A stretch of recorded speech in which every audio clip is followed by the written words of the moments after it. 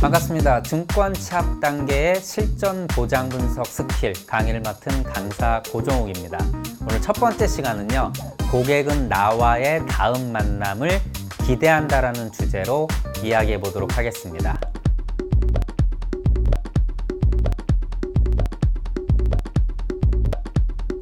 제가 이번 강의는 정말 여러분들께 추천드립니다. 자신있게 추천을 드리는데, 이 실전 영업 노하우, 제 경험과 노하우를 이 첫 번째 차시에 굉장히 강하게 담았습니다. 자, 증권 정보 단 하나로요, 고객을 우리가 기다리게 할 수 있습니다. 즉, 다음에 우리의 만남을 기대할 수 있게, 충분히 기대할 수 있게 함으로써 결국은 클로징 확률을 굉장히 높일 수 있는 그러한 영업 스킬이기 때문에 이번 첫 번째 시간 주의 깊게 들어주시길 부탁드립니다.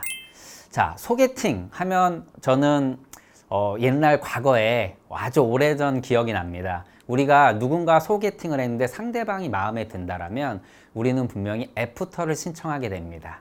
그런데 이 애프터를 신청할 때 좀 안타까운 것이 있어요. 굉장히 적극적인 태도들이 결과적으로 이 애프터 신청을 들어오는 것들을 막아낸다라는 거죠. 뭐 예를 들어서 나중에 뭐 영화를 같이 한 편 보자거나, 또는 같이 내가 자주 가는 맛집이 있는데 같이 한번 가자거나 하는 그러한 적극적인 태도가, 물론 상대방이 나를 마음에 들어 한다라면 상관없겠지만, 그렇지 않은 경우에는 굉장히 큰 부담으로 이어질 수가 있습니다. 결국은 조금의 기대를 나한테 갖고 있었던 그런 기대마저도 이러한 이제 적극적인 태도가 부담으로 만들어질 수 있다라는 것이죠. 이런 것보다는 가장 좋은 게 어떤 우리가 흔히 얘기하는 호감을 만들어낸다라고 하는데, 공통사를 찾고 이 공통사를 찾은 그 상황부터 시작을 해서 자연스럽게 만남을 이어가는 것이 훨씬 더 효과적이다라고 말씀드립니다. 뭐 예를 들어서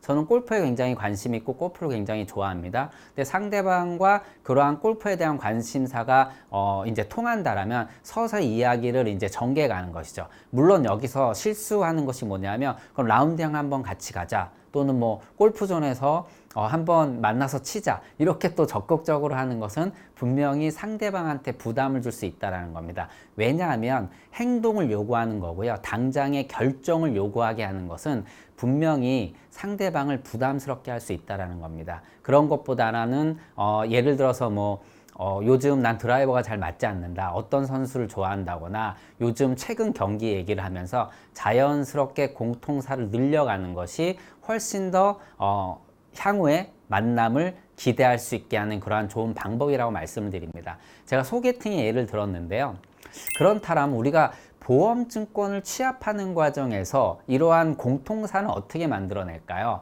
여기서 공통사는요, 나와 고객과의 공통사를 이야기하는 것이 아닙니다.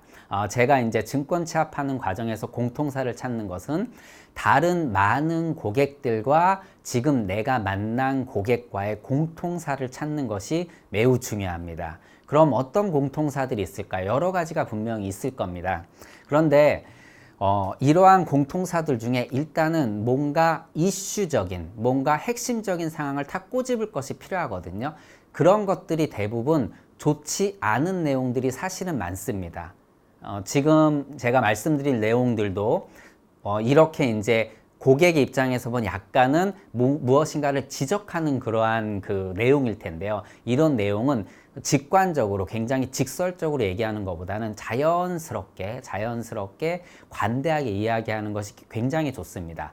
자, 그러면 저는 제가 여태껏 보장 분석을 하면서 가장 많이 찾았던, 그리고 가장 많이 경험한 오류는 뭐냐면요, 고객분들이 갖고 계신 증권에서 가장 보편적인 오류는 뭐였냐면, 경험상 여기 컨설턴트 분들께서는 다를 수도 있겠지만, 저는 바로 법정 상속인으로 되어 있는 보험증권의 수익자였습니다.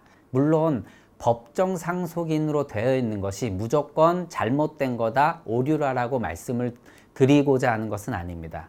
하지만 법정 상속인으로 되어 있어서 향후에 보험금을 받을 때 어떤 분쟁이나 또는 크게는 소송까지 이어질 수 있는 그러한 매우 중요한 어떻게 보면은 오류라고 제가 이렇게 말씀드리는데, 고객들이 인지하지 못한 상황에서 보험을 가입하고 이 가입한 보험의 수익자가 법정 상속인으로 나도 모르게 되었던 것들이 나중에 굉장히 큰 불편으로 또는 피해로 다가올 수 있기 때문에 이것들을 저는 좀 오류라고 지적을 하는 거고요. 고객분들의 증권에서 가장 많이 제가 발견한 오류는 바로 법정 상속이 되어 있는 이 수익자에 대한 정보입니다.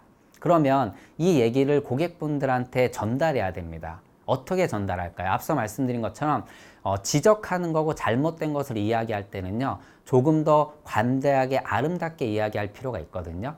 그래서 보통 어떻게 이야기를 하냐면요, 고객님, 법정 상속인으로 되어 있는 경우는 향후에 실제 보험이라는 것이 좋은 건 아니지만 보험사고가 발생했을 때 보험금을 받을 때 수월하게 보험금을 받아서 이것들이 경제적 부담을 해소하는 데 쓰셔야 되는데, 이 법정 상속인으로 수익자가 되어 있는 경우는 생각보다 많은 불편 또는 고충을 고객님한테 드릴 수 있습니다. 그래서 이것은 잘못되어 있는 거기 때문에 수익자를 누구로 지정하는 것이 좋습니다. 우리가 이렇게 일반적으로 얘기를 합니다. 하지만 이렇게 이야기하는 것들은 고객한테는 조금 더 불편함을 줄 수도 있고 또 마음으로 확 와닿지 못하거든요. 그래서 제가 가장 많이 썼던 이제 기법 중에 하나인데요. 고객이 내 얘기를 듣고 다음 만남을 기대하게 하려면 똑같은 얘기라도 다르게 얘기함으로써 자연스럽게 스며들면서도 이것이 매우 중요한 정보고 이러한 정보를 준 사람을 신뢰할 수 있게 하는 것이 매우 중요하다고 생각을 합니다. 그래서 저는 어떻게 이야기를 하냐면요, 실제 사례를 얘기를 합니다. 고객님, 제 고객분 중에 그 시어머니를 모시는 고객분이 계셨습니다.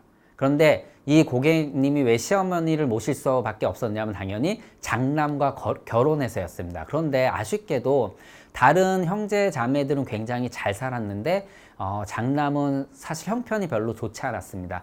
그럼에도 불구하고 어쩔 수 없이 시어머니를 모셨고요. 그 시어머니가 건강이 좋지 않았기 때문에 암보험을 며느리가 준비를 했었습니다. 가정 형편이 어려움에도 이 암보험료를 꼬박꼬박 내면서 열심히 힘겹게 보험을 유지하고 있는 상황에서 아쉽게도 안타깝게도 이 시어머님이 암의 진단을 받으셨습니다. 당연히 암보험금을 받고 또 간병치료를 하다가 결국은 몇 년 후에 사망하셔서 이제 암 사망보험금이 나오게 됐는데, 여기서 이제 문제가 발단이 된다라는 거죠. 우리가 통상 이제 사망을 하게 되면 상속 순위를 따져보면 자녀가 1순위고 배우자는 동순위자입니다. 실제로 며느리가 법정 상속인에서 이 사망보험을 받을 수 있는 권리는 없다라는 것이죠. 그런데 이 보험료는 누가 냈습니까? 예, 며느리가 냈고요. 당연히 며느리가 보험금을 받아야 되는 게 당연한 것이기 때문에 향후에 이제 보험금이 그 자녀분들한테 이렇게 나눠져 갔을 때 이 며느리가 보험금을 되돌려 달라고 이야기를 했습니다. 하지만 이 자녀분들, 이 가족들은 보험금을 주지 않았습니다. 왜냐하면 어머님의 사망 때문에 내가 받은 거기 때문에 보험료를 낸 것과는 무관하다라고 하면서 자기 것이라고 주장을 한 거죠. 결국은 싸움이 커지고 소송까지 갔지만 이 며느리는 한 푼의 보험금도 받을 수 없었습니다. 그리고 이 과정에서 결국은 배우자와 분쟁이 커지고 싸움이 커지면서 결국은 이혼까지 하게 됐습니다. 안타까운 일이죠. 만약에 처음에 이 보험 상품을 가입시킬 때 수익자 지정을 잘 했더라면 이런 분쟁도 없었을 것이고요. 또한 이러한 보험금을 받는데 가족들이 어떤 문제점들을 제시하지도 않았을 것뿐만 아니라 이렇게 이혼으로까지 번질 수 있는 그러한 계기를 만들지 않았을 것이라고 생각을 합니다. 저는 이 사례를 말씀을 드리면서 고객님한테 법정 상속인으로 수익자를 지정하는 것은 물론 아무런 문제 없이 좋게 보험금을 받을 수도 있지만 그렇지 않은 경우에는 많은 불편이나 또는 큰 고충을 들을 수 있다라고 말씀을 드립니다. 이 과정에서 고객님께 정보를 드리고 또 이 정보가 고객님께는 생각보다 많이 와닿게 되면서 내 보험증권의 수익자 정보를 잘 관리할 필요성을 굉장히 부각시킨다라는 것이죠. 그러면서 차후에 저와의 2차 만남을 기대하게 한다라는 것입니다. 뭐 제가 한 예를 들었지만 저는 이렇게 고객님한테 얘기함으로써 처음 만났을 때 고객증권을 딱 보고 고객증권의 수익자가 법정 상속으로 돼 있다라면은 이 말씀을 드리면서 저의 어떠한 약간의 이제 지식이죠. 그리고 신뢰성들을 이렇게 전달을 하고요. 그 과정에서 서서히 고객님이 저의 어떤 필요성을 부각시킴으로써 다음 만남을 기대하게 만듭니다. 자, 오늘은 첫 번째 시간인데요. 고객님의 증권에서 빨리 무엇인가 이야기할 거리를 찾아내는 게 매우 중요하다는 말씀을 드렸고요. 그리고 찾았다라면 이것을 너무 직설적으로 전달하는 것이 아니라 여기에 이야기를 담아서 자연스럽게 전달하는 방법을 오늘 안내를 했습니다. 다음 시간에도 지속적으로 이러한 부분들에 대해서 말씀을 드릴 거고요. 이러한 정보 하나가 우리의 컨설팅 결과를 매우 크게 바꿀 수 있다라고 자신을 합니다. 자, 오늘 첫째 시간 이렇게 들어주셔서 감사합니다. 고맙습니다.